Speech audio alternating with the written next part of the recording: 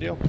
Hey guys, we are here at the First Glance Film Festival. I am here with James, and so tell me about your new movie that you're in, Jurassic World. This Jurassic World, I can tell you everything about the movie. There's dinosaurs in it. I can't tell you about character or story, but there's dinosaurs in it. It should be a lot of fun. Okay. And the trailer's out, and Chris Pratt is in there, and Bryce Dallas Howard, and Spielberg is producing again. So this should be the hot movie for the summer. Fabulous. Yeah, we should definitely be number one. Okay. At least for a little while. Then maybe Terminator, maybe Fantastic Four. You're used to that. Yeah, it's fine. Yeah, absolutely. You're used to being number one. It's not a bad thing. I did I was number one for a while. You know, War of the Worlds, Ocean's 13. These were little number one movies for a bit. So yeah, it's not unfamiliar territory. Yeah, I like that. Yeah. All right, so tell me about the Dallas Buyers Club. So I played Jared Leto's father. He played Rayon, and I had one kind of really powerful scene that helped him get the Oscar. So it was kind of cool in that regard. Tell me about that. I mean, did you guys expect the success that you were going to get? Not at all. You know, I'd been cast and was told that you'll be in the movie if the money's there, because just before we were shooting, Matthew had lost all the weight, Jared had lost weight, and we had lost our biggest investor.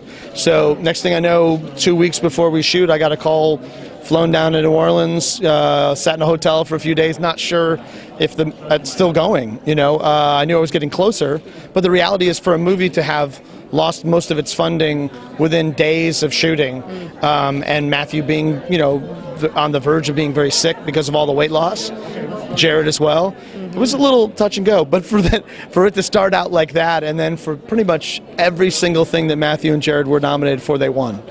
Best Supporting Actor, Best Actor in Golden Globes and the Oscars, you know, Independent Spirit Awards, every New York Critic Films Festival. So I mean, they were, you know, it's not what you think, you know, an independently financed film who basically walks away.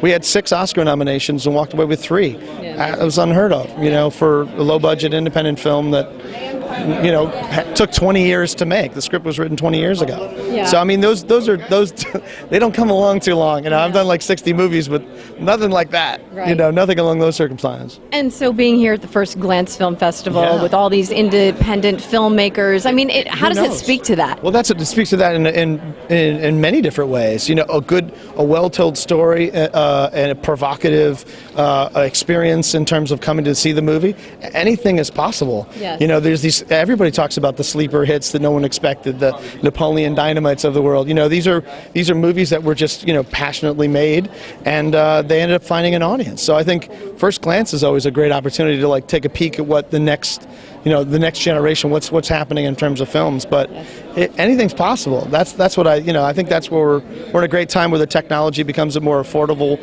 for groups of people to create, you know, great casts and great projects all from passion, you know? Exactly. And you would after, it's like I got way too many morning after stories to tell, but we won't get into that. We'll have to share those stories later. Provocative enough to draw me here today. Yeah. So that should tell you something. There you go. Yeah. Okay, great. Well, it's such a pleasure to meet you, and congratulations on all your success. Thanks so much. And your future success. I appreciate it.